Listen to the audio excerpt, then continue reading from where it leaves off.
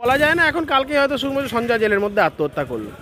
এরা তো মানে মানে বদমাশি বুদ্ধি এদের মাথায় ভর্তি।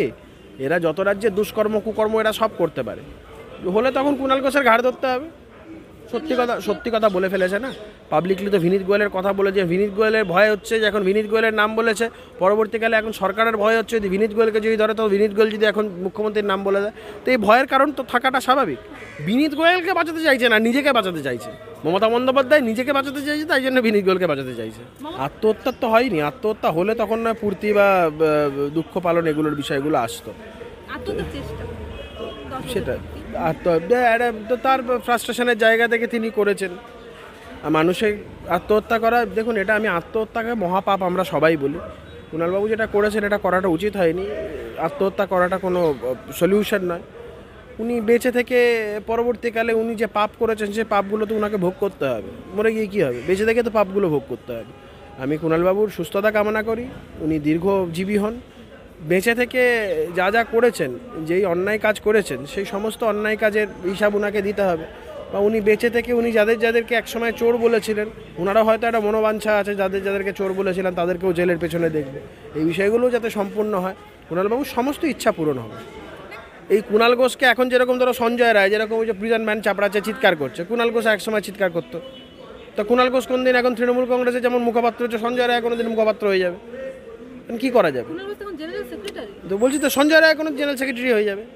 প্রিজন ম্যান চাপড়া তো কুণাল ঘোষ, প্রিজন ম্যান চাপড়া হচ্ছে সঞ্জয় রায়। একটা সময় কুণাল ঘোষও জেলে ছিল, সঞ্জয় রায় জেলে আছে। কুণাল ঘোষ বেরিয়ে গিয়ে পার্টির মুখপাত্র জেনারেল সেক্রেটারি সঞ্জয় রায় হয়ে যাবে। এটা হচ্ছে অজয় চক্রবর্তীর কথা বলছেন, অজয় চক্রবর্তীকে নিয়ে লিখছেন। অজয় চক্রবর্তী তো মমতা বন্দ্যোপাধ্যায়ের অত্যন্ত কাছের মানুষ। এই বঙ্গবিভূষণ থেকে শুরু করে সমস্ত অনুষ্ঠানে অজয় চক্রবর্তীকে মমতা বন্দ্যোপাধ্যায়ের পাশে দেখা গেছে।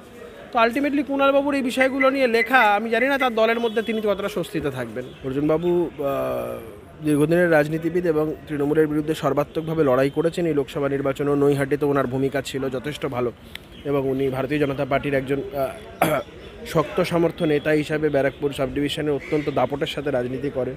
তো সেই ক্ষেত্রে অর্জুন সিংকে নিয়ে তৃণমূলের মাথা ব্যথার কারণ আছে।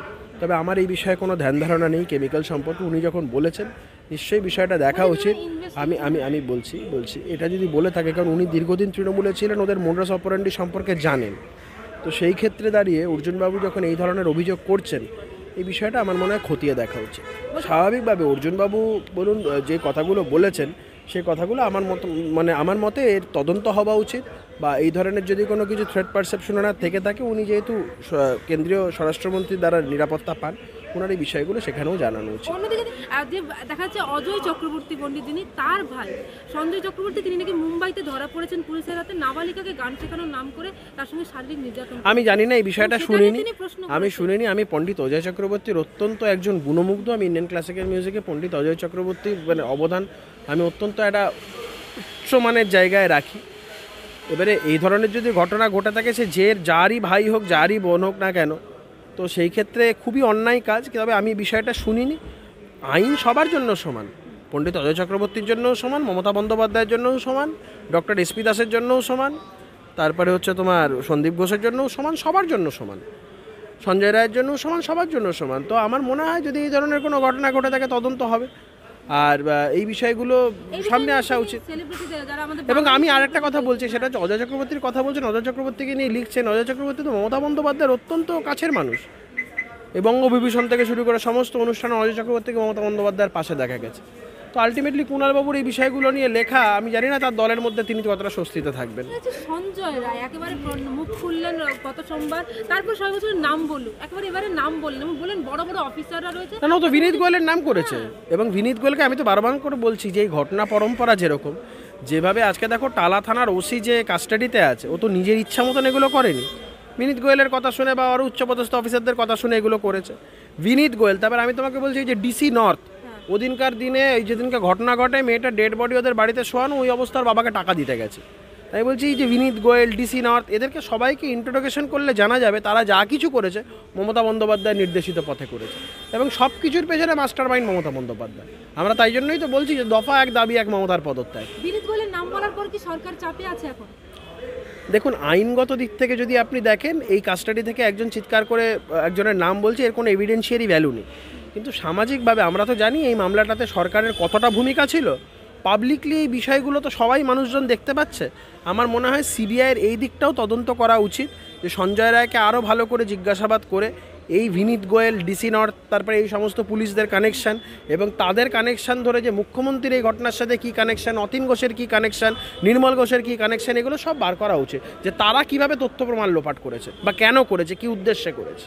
কেন সঞ্জয়কে এত ঘোরাটোপে নিয়ে আসা হচ্ছে, একেবারে কালো কাজওয়ালা না, ওই সত্যি কথা বলে ফেলেছে না পাবলিকলি। তো বিনীত গোয়েলের কথা বলেছে, বিনীত গোয়েলের ভয় হচ্ছে যে এখন বিনীত গোয়েলের নাম বলেছে, পরবর্তীকালে এখন সরকারের ভয় হচ্ছে যদি বিনীত গোয়েলকে যদি ধরে, তো বিনীত গোয়েল যদি এখন মুখ্যমন্ত্রীর নাম বলে দেয়, তো এই ভয়ের কারণ তো থাকাটা স্বাভাবিক। তাই জন্য এরকম একটা স্বাভাবিক আমরা সবাই আইনের ছাত্র হিসেবে জানি একজন অ্যাকিউজডের ভায়োলিন কাস্টাডি, তার কোনো এভিডেন্সিয়ারি ভ্যালু নেই, কি চিৎকার করে বললো না বললো, কিন্তু এই কথাগুলো বলে দেওয়া তো আলটিমেটলি আমরা যে কথাগুলো বারংবার করে বলে এসেছি যে এই যে তথ্য প্রমাণ লোপাট হয়েছে, করা হয়েছে, তো সেইগুলো তো এস্টাবলিশড হচ্ছে। এইভাবে যে ওর কি মুখ বন্ধ করার চেষ্টা চলছে, বিনীত বলে নাম করার পর এই ঘোরাটোপে নিয়ে আসার মানে মুখ বন্ধ করার চেষ্টা। খুব স্বাভাবিক এবং তাই জন্যই তো ঘেরাটোপে একদম কালো কাচের গাড়িতে করে নিয়ে আসা হচ্ছে, যাতে তার কোনো টু শব্দটিও না পাওয়া যায়। খুব স্বাভাবিকভাবে সরকারের যে এটাতে এই ঘটনার সাথে সম্পূর্ণভাবে সরকার জড়িত, তারই প্রতিফলন এটা। মুখ্যমন্ত্রী বলেছিলেন আমি সারা রাত ঘুমোইনি, রাত 2টোর সময় নাকি উনি সিপির সাথে কথা বলেছিলেন। এই যে মুখ্যমন্ত্রী তো যত রাজ্যের কুকর্ম দুষ্কর্ম মুখ্যমন্ত্রী রাত্রিবেলায় করেন তো, এবং এই রাত্রিবেলাতেই তো মুখ্যমন্ত্রী এই ঘটনা হয়তো যখন ঘটেছে তখনই জানার পরে মুখ্যমন্ত্রীর নির্দেশেই তো একটার পর একটা কীভাবে তথ্য প্রমাণ লোপাট হবে সেগুলো সব তো গেম প্ল্যান হয়েছে, সেইভাবেই তো সাজানো হয়েছে। সকালবেলা এই করতে গিয়ে ডক্টর দেবাশিস সোম এসছে, আরও অনেক এক্সপার্টরা এসছে, পুলিশের লোকেরা এসেছে, একদম সব এভিডেন্সকে তছনছ করে দিয়েছে। এখানে প্রশ্ন হচ্ছে মমতা ব্যানার্জিকে বিনীত গোয়েলকে বাঁচাতে চাইবে, রাজীব কুমারের মতো বাঁচাতে চাইছে? মমতা বন্দ্যোপাধ্যায় বিনীত গোয়েলকে বাঁচাতে চাইছে নিজের স্বার্থে। বিনীত গোয়েল ধরা পড়ে গেলে বিনীত গোয়েল মমতা বন্দ্যোপাধ্যায়ের নাম বলে দেবে। ওই চাচা আপন প্রাণ বাঁচার মতন মমতা বন্দ্যোপাধ্যায় এখন নিজের প্রাণ বাঁচানোর জন্য চেষ্টা করছে। স্বাভাবিক, বিনীত গোয়েলকে বাঁচাতে চাইছে না, নিজেকে বাঁচাতে চাইছে। মমতা বন্দ্যোপাধ্যায় নিজেকে বাঁচাতে চাইছে, তাই জন্য বিনীত গোয়েলকে বাঁচাতে চাইছে। বলছি, বিনীত গোয়েলকে যদি অ্যাপ্রোপ্রিয়েটলি ইনভেস্টিগেট করা হয়, ইন্টারোগেট করা হয়, মমতা বন্দ্যোপাধ্যায়ের ইনভলভমেন্ট বেরিয়ে যাবে। আপনি লিখে রাখুন, যদি সঠিক পথে যদি ইনভেস্টিগেশন হয়, যদি এই বিষয়গুলো দেখা হয়, বিনীত গোয়েলের ইনভলভমেন্ট যদি বেরোয়, মমতা বন্দ্যোপাধ্যায়ের ইনভলভমেন্টও বেরোয়। বিনীত গোয়েলের কি স্বার্থ পারতো না, চাকর বাকর তো। মুখ্যমন্ত্রী যেভাবে চাকর বাকরদের, যেভাবে পুলিশের লোকজন বিউরোক্র্যাটদের যেভাবে চালান, চাকর বাকরের মতন চালায়। মনিপ বলে যে চাকর বাকরদের তো করতেই হবে কাজ। আমার মনে হয় সঞ্জয়ের যে নিরাপত্তা, সেটা জেলের মধ্যে তার নিরাপত্তা বাড়ানো উচিত।